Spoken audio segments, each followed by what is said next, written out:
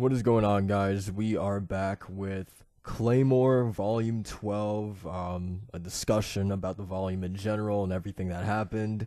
Um, so yeah, I mean, that's basically it, man. I already did a discussion for Volume 11, so yeah, I'm going to be doing a discussion for every volume all the way up to 27 because I think there is 27 volumes, but yeah, just expect it to be a little bit of a grind to get through these volumes. But yeah, I just have to talk about Claymore in general because I really love this anime a lot.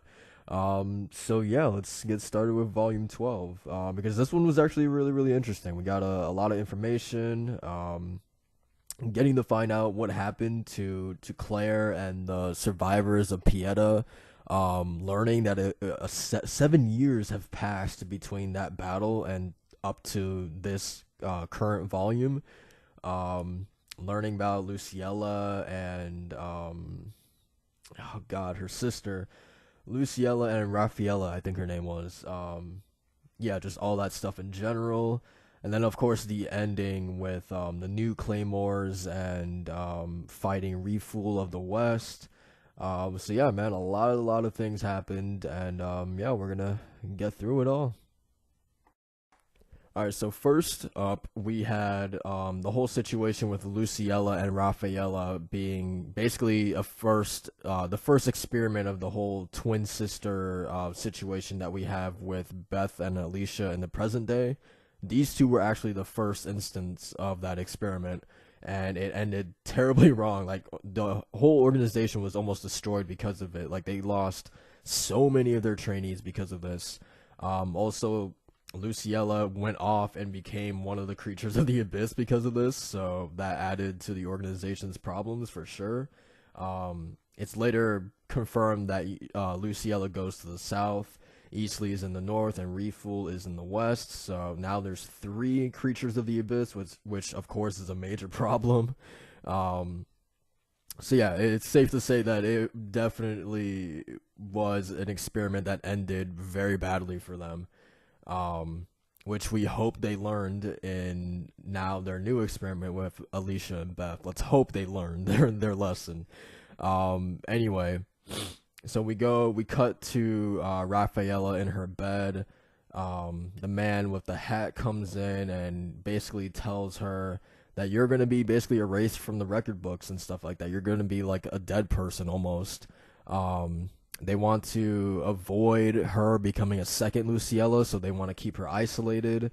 Um, so yeah, they just tell her basically you're gonna keep a low profile, you're gonna stay quiet, and you're gonna forfeit your number as well. So basically, she's gonna have nothing to do with the organization from here on out. Just go on your way, basically. Um, so yeah, that's basically it for that. Forgive me if I'm moving past this a little quickly. I kind of do want to get past this stuff pretty fast so I can get to the other stuff. But yeah, she's walking through a village and she goes to splash water on her face in like a forest. And she sees a small Claymore in training there who kind of skipped out on her training. And of all the people that it is, it's fucking Teresa, man. Like, hit me right in the gut that last panel when let me go to it really quickly. I have it right here. She's like, "Girl, what's your name?" And then just a big panel that just says Teresa with her smiling, and I was like, "Oh my god," because I was not totally not expecting it to be Teresa for sure. Definitely not expecting that. But yeah, she basically was there anything important in this really? I don't really think so. I mean, Raffaella just asked, do you have a sister? And she said no, and yeah, that was basically it. So yeah, meeting Teresa, the man with the hat comes back to meet with Raffaella in a cave, confirms to her that Teresa was killed. We also lost numbers 2 through 4 because the next number 1 lost control and became awakened. The organization is short-handed, so we need your help. We need you to rejoin the organization, and we need you to be number 5 again. Raffaella accepts, obviously, so she can kill her sister herself. And then we fast forward to the ending of Luciella versus Eastleigh, where um, basically the entire landscape is like destroyed, and we have Luciella fleeing the other direction, where she kind of kneels down in like a puddle of water, obviously tired from her battle with Eastleigh. And Rafaela shows up right behind her, and she's shocked and she's crying because her sister is right there, and she's wanting to see her sister for such a long time. And they hug, they embrace, they have their little reunion. And Rafaela, make a short story, not short story, make a long story short, she basically puts an end to her sister. Her sister goes like, I don't want to say crazy, but she's like, we can do it together. We can kill Eastleigh. We could take all the region and yada yada yada. But her sister's not having any of it, and she kills her sister, dude. And at the end of it all, she tells Lucielle that she loves her. And yeah, that's basically it for that.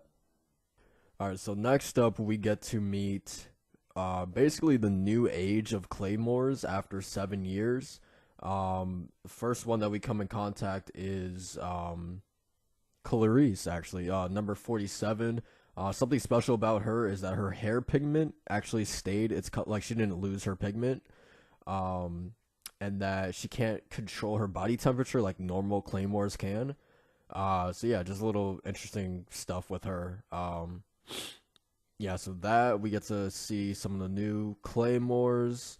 And yeah, I mean, that's basically, they talk about kind of like the new policies of the organization, but that's really about it. I'm not going to try to delve too deep into it because obviously I want to get to Claire and Maria and all that stuff. But basically, they meet up in, I think it's a town outside of Pieta, or maybe it is at Pieta, but yeah, they meet up there. They go to fight some Yoma. They get fucked up basically, and while they're all knocked out, the seven Claymores that are still alive from Pieta basically save them. Um, but they save them without getting noticed, right? So, well, actually, the only one to notice that something is a little weird about all of this is Clarice. She goes walking around and she finds the grave site of all, what was it, like 24 Claymores? She finds the grave site of them, like all their swords, stuck into the ground. Um, yeah, she says it's a warrior's graveyard. But she makes the point that all if all the warriors were killed, then how was this graveyard even made? You know what I mean? There had to have been someone who physically came here and put the swords like as grave markers. So she's the first one to actually realize, you know what? Maybe there was some survivors from this battle, which was really interesting. She makes the point again that there was 24 warriors in the battle, but she only counts, I think, 17 swords in total. So obviously, hey, a couple actually survived. Um, and then that's when we get to see, for the first time, Maria, Deneva, and Helen 7 years later. I will say I was a little bit disappointed. Maria is the only one that got like a slight like design change. Like her hair looks different. Like it looks awesome. But Deneva and Helen basically look unchanged, and Claire as well.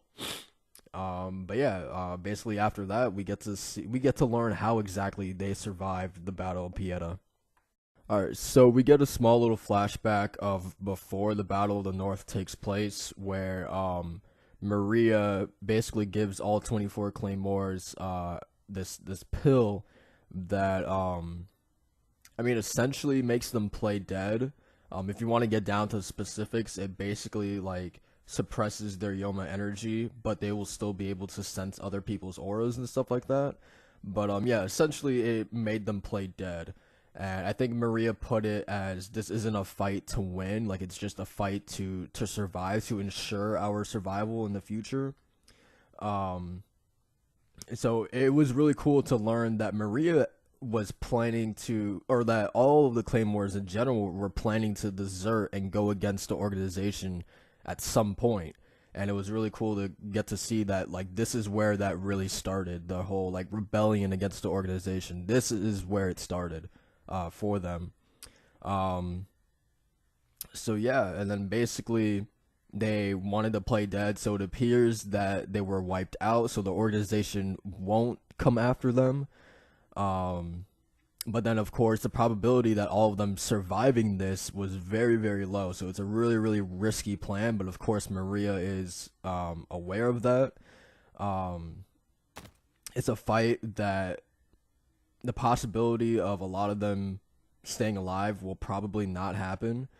Um, I think she said it's a plan that a few might live, so many will die. Um, and of course, she's really like sad about this because this is all she could come up with. But of course, Undine, she's actually all for it because she says this really is like it. It means that the strong will survive and whoever is weak won't. So everyone is gonna have like an equal chance at this. I think she said it's a fair plan. Um, and then she was also like giving Maria like encouragement that hey, this is better than having zero possibility of having any of us survive this, right? Like at least we have a chance to survive this, and that's better than anything. And Flora agreed with what Undine was saying, and then they just all agreed with it. So yeah, essentially Maria had this pill that she gave to all Claymores that would basically make them all play dead. At the end of the battle, only 7 survived: Claire, Helen, Deneva, Maria, Tabitha, and I don't remember the other 2 girls' names, I'm sorry. But yeah, only 7 survived. And yeah, I mean that was basically it for that flashback. Of course, they all stand with Maria because she kind of beats herself over. She beats herself up over it. The fact that this was all the lives she was able to save, but of course, Deneva and Claire kind of pick her up and kind of make her come to her senses. Like, these are the lives that you saved, so don't blame yourself. Like, nobody blames you. And we have to preserve the memory of the people who did die. So pick yourself up. Like, we need to keep going, basically. And that's when we get into this little moment with Claire going into this town searching for Rocky. We find out that he was in this like kind of prison thing.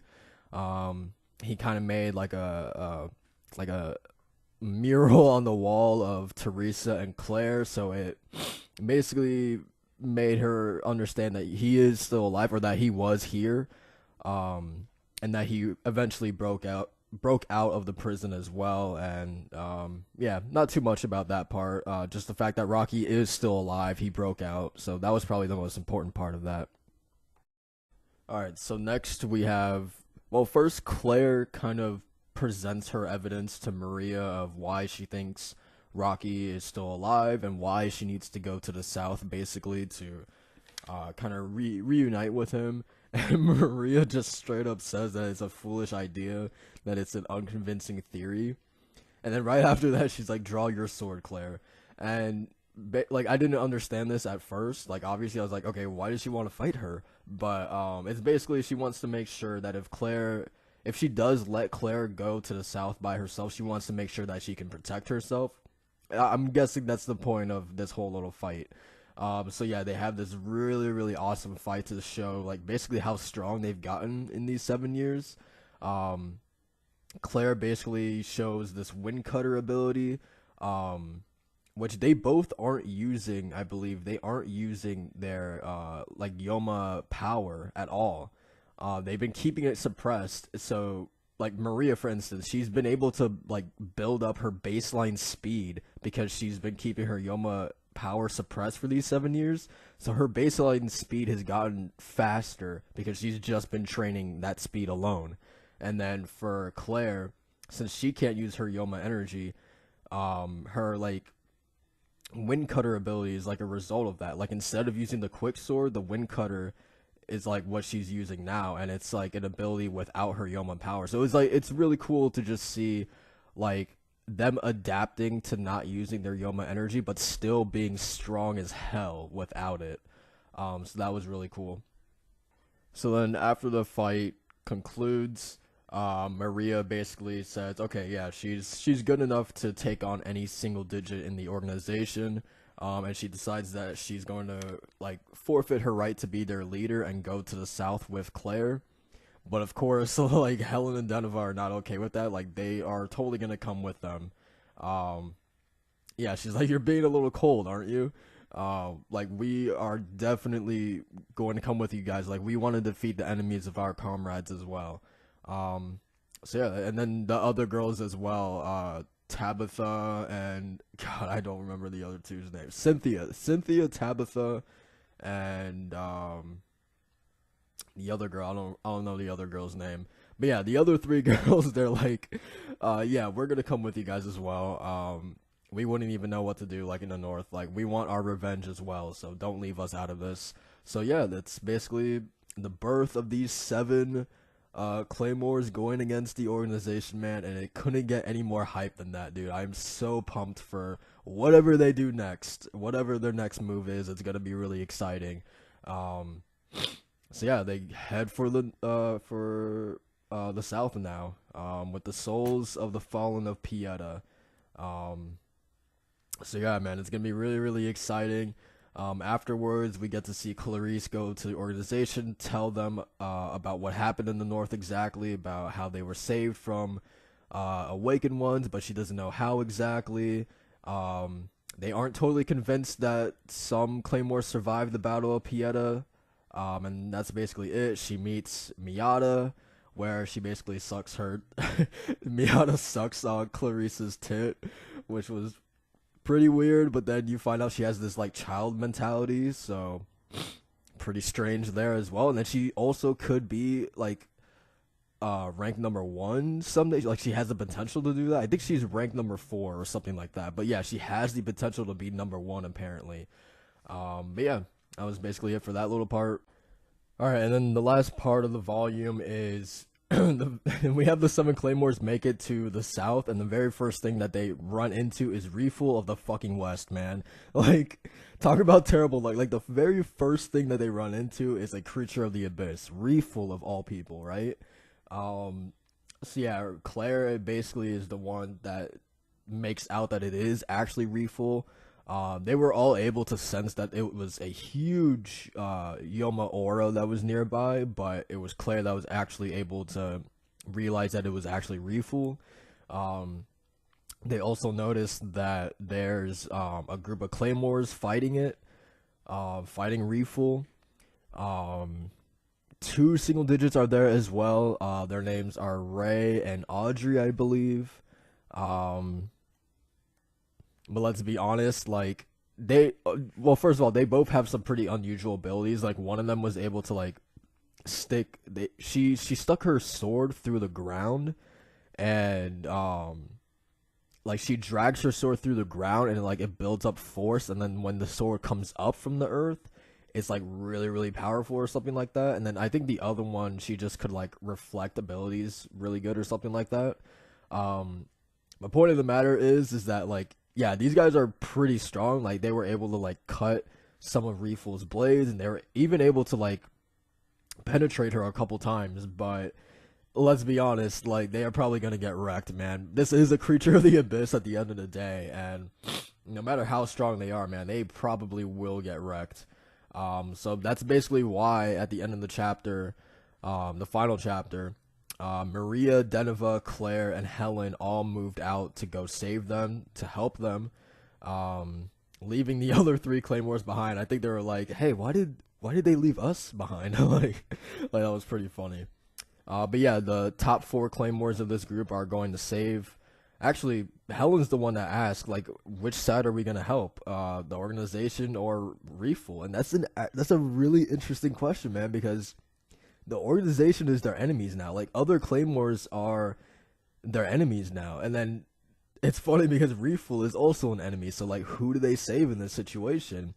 And Deneva is the one who says, whoever is dying, that's who we help. So yeah, it's a really, really interesting conundrum that they find themselves in, that they're just kind of like in the middle of both warring sides, right? So yeah, I mean that's basically it. They show up at the end to hopefully save these guys. I mean, it kind of ends up with them doing fine, but I would imagine they are probably going to get wrecked pretty soon. But yeah, I mean, that's pretty much it for this volume. I really, really enjoyed it. We got a lot of information, just finding out what happened to the Claymores. these 7 years that they actually survived was really, really awesome. Getting a little bit of like the new organization and like the new era of Claymores is also really interesting. Um, and seeing Refool again, I'm really interested to see Claire and Refool's interaction. What is that going to bring up? What does Refool know? What has happened on her side in 7 years? So yeah, in general, I really, really enjoyed the volume. I'm loving the new like these seven claymores right here. I'm loving like their outfits. They're like basically rogues, dude, and it's really, really cool just having them kind of break out and they're going against the organization. Just them seven alone going against the entire organization, and on top of that, the creatures of the abyss and Yoma and stuff like that. Like it just feels like it's them seven alone, you know what I mean, in this world, and it's really, really cool to see that. Um, yeah, I think that was the most enjoyable part of this volume in general, was just seeing how far these seven Claymore have come in the 7 years, um, how strong they've become, their new goal, you know what I mean, to kind of get revenge for their comrades, to go against the organization. Yeah, I just really, all that stuff was really like the highlight for me of this volume. Um, so yeah, I mean that's pretty much it. I'm also really curious to see what's going on with Rocky. We know he's probably still alive. I mean, obviously he's probably still alive. You would assume he's still with Priscilla, maybe. Um, and also Eastley and Priscilla, what are they up to? Because we didn't really get much on that. Um, but I would assume obviously the answers will come soon. Um, but yeah, man, it was a lot of good things in this volume for sure. Like I said, just learning about the Claymores, seeing Refool, the new Claymores, and seeing them and what they are all about. And yeah, that's pretty much it. Also, Galatea, I want to see her soon. I want to see Galatea. But yeah, that's pretty much it, guys. Thank you guys for watching, and I'll see you guys in the next volume. Peace.